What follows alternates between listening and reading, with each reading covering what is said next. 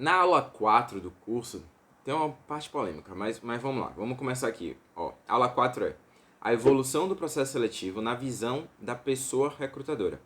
E aí eles colocam uma prova social de uma coordenadora de Talent Acquisition da Riachuelo, falando aí muito da mudança do trabalho manual que os recrutadores tinham antes, de olhar todos os currículos, se recebia 100 currículos, tinha que olhar para todos, enfim, para algo mais tecnológico, né? Utilizar ferramentas, softwares para poder ajudar nisso. E aí esse é um ponto que eu acho que vocês têm que entender, tem que ter empatia, tem que ter respeito, que se todo mundo está utilizando tecnologia, todas as áreas elas estão se profissionalizando, estão colocando novas inteligências artificiais, por que que a área de recrutamento e seleção ou outra área de RH não poderiam estar participando desse movimento também? Então, eu sei que, óbvio, sempre, como todo software, como toda tecnologia, sempre vão ter pontos para melhorar.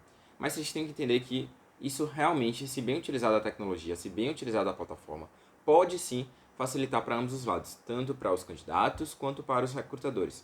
E aí eles trazem uma prova social, uma coordenadora, para poder falar de como que isso mudou para a vida dela, para os processos seletivos dela. E aí falando da minha experiência como recrutador. Eu já fiz processos manuais lá no início da minha carreira, tinha que fazer pegar uma planilha, ter que mandar e-mail, tipo, lá na caixa de e-mail. Era um processo muito burocrático e eu não conseguia ter vazão, não conseguia ter uma boa gestão, não conseguia compartilhar os resultados com os gestores. Era uma bagunça, realmente. E olha que eu já utilizava planilha. Imagine se fosse no caderno, imagine se fosse algo manual. Era uma bagunça.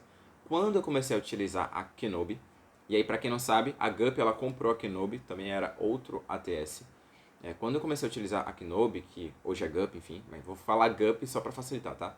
Quando eu comecei a utilizar ATS como a Gup, facilitou muito a minha vida para poder mandar mais feedbacks, poder fechar mais vagas, para poder ser mais rápido no processo seletivo, dar retorno de uma forma mais rápida, ter feedbacks ali mais automatizados, mais rápidos. Então, facilitou muito a minha vida e eu conseguia fazer uma boa gestão para poder ter aí bons resultados de fechamento de vaga, de realmente ter uma boa satisfação dos candidatos nos processos seletivos. Eu conseguia fazer isso por conta da ferramenta. Então, me ajudou bastante. Só que, qual o problema que a gente tem hoje?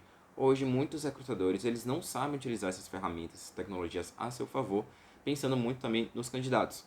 E aí, as plataformas, esses softwares, esses ATS, eles ficam com a imagem manchada e as pessoas ficam achando que a culpa é do ATS. Mas na verdade a culpa muitas vezes é das empresas, é dos recrutadores, então é um ponto para ficar atento com isso, tá?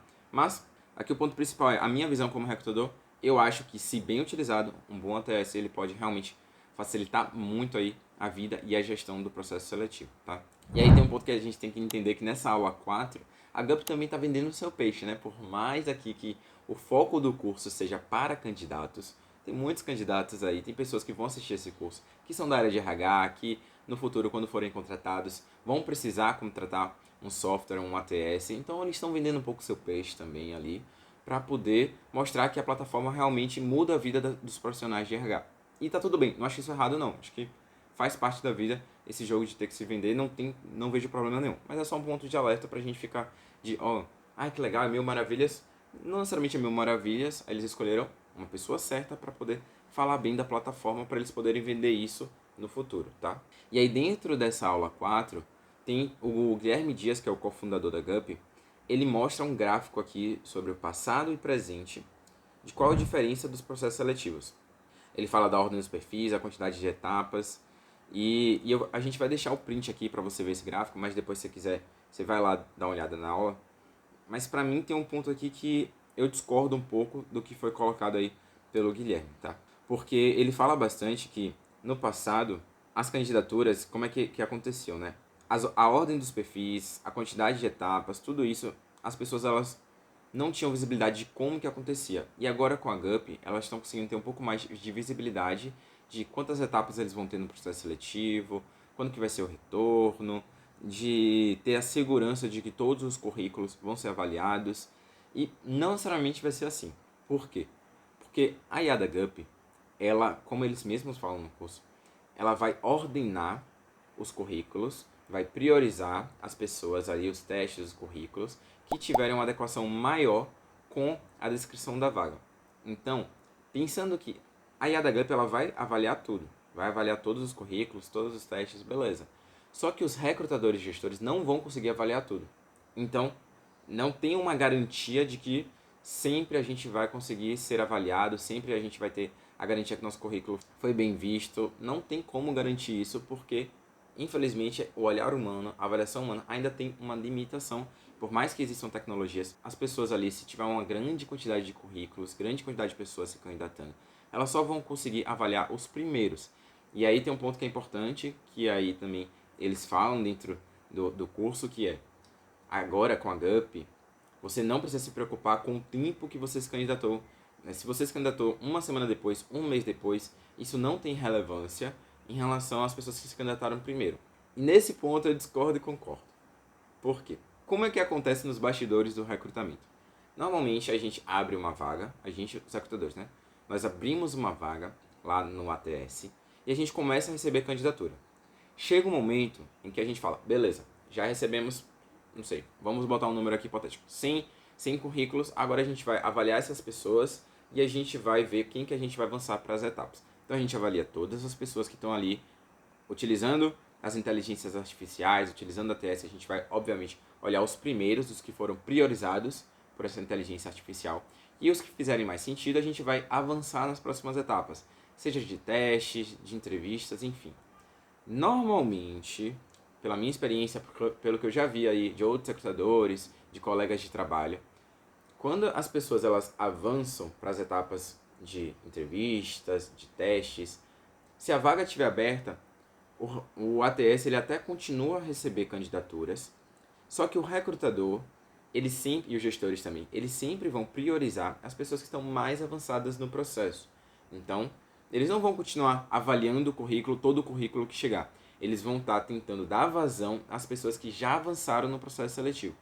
Então, se digamos, recebi 100 currículos, gostei de 10 pessoas, eu avanço com essas 10 pessoas para as próximas etapas, para etapas de entrevistas, etapas de testes, e aí eu vou estar continuando recebendo currículos. Só que eu não vou ficar avaliando esses currículos que foram colocados depois. Por quê? Porque eu já tenho pessoas avançadas no processo. Então, esse ponto que a GUP fala de que, independente se você se candidatar depois, se tiver milhões de candidaturas, seu currículo vai ser avaliado. Ele pode até ser avaliado pelo robô, pelo algoritmo, enfim, mas isso não garante que os recrutadores eles vão voltar para poder ver quem foram as pessoas que chegaram depois dessa triagem que eles já fizeram. Então, não sei se ficou muito claro esse ponto, mas é só um alerta para vocês de que abrir uma vaga que faz sentido para vocês, tenta não passar aí de um dia para se candidata o quanto antes. Não precisa ser nas primeiras horas, aí realmente eu concordo com a GUP, tá? Não precisa ser nas primeiras horas, nas 3, 6 primeiras horas, não. Mas tenta se candidatar aí em um prazo máximo de 24 horas depois que a vaga foi aberta. E aí, se você já tiver um currículo pré-pronto, um bom cadastro da GUP, tudo direitinho, isso facilita para você conseguir enviar logo seu currículo, para poder botar suas informações, para você fazer um processo de inscrição mais rápido. A gente tem vídeos aqui no canal para poder te ajudar, se você quiser assistir depois, pode assistir com isso. Mas é importante que você tente não passar muito de 24 horas, porque caso o recrutador abrir uma vaga na segunda, se na terça-feira, meio-dia, ele for começar a fazer o processo de triagem, selecionar as pessoas que vão avançar, e você for se candidatar na quarta, você só vai poder ser chamado por esse recrutador se o recrutador, depois que as 10 pessoas que ele selecionou para passar para as entrevistas reprovarem, aí ele vai voltar para as pessoas que ele não tinha avaliado antes. Então é sempre melhor a gente se candidatar logo no início para a gente ter mais chance de passar aí nessa primeira triagem dos recrutadores, tá? Minha opinião, e aí se você for recrutador, for gestor e não fizer o processo assim, pode comentar aqui também. Mas do que eu já vi, da minha experiência, dos meus colegas, normalmente é assim que é feito o processo seletivo, tá? E aqui eu tenho que ser sincero com vocês. Então, esse gráfico do passado, presente, eu acho que tem alguns pontos aqui que não necessariamente é da forma como eles colocaram no curso. Até a questão de etapas, quantas etapas vão ter no processo, quais são as etapas, realmente a GUP ela consegue colocar ali quais são as etapas, mas essa visibilidade eu acredito que ainda não está da melhor forma. E tecnologias elas são feitas para ter um aprimoramento contínuo, para melhorar o tempo todo, tá tudo bem. Eu acho que eles vão melhorar ainda vários desses pontos. Só que ainda acho que essa visibilidade, principalmente depois da parte de testes, de triagens, não fica muito claro para os candidatos quantas entrevistas eles vão ter, se tiver entrevista a mais, por que eles vão ter entrevista a mais, o que vai ser avaliado em cada uma das entrevistas. Se tivesse isso, eu acho que facilitaria. Mas isso também é muito papel dos recrutadores, gestores das empresas, de falarem isso quando os candidatos entrarem no processo, tá? Então, acho que dessa aula, 4 foram esses pontos que eu concordo, discordo e que é importante ponto de alerta aqui pra gente ficar de olho, tá?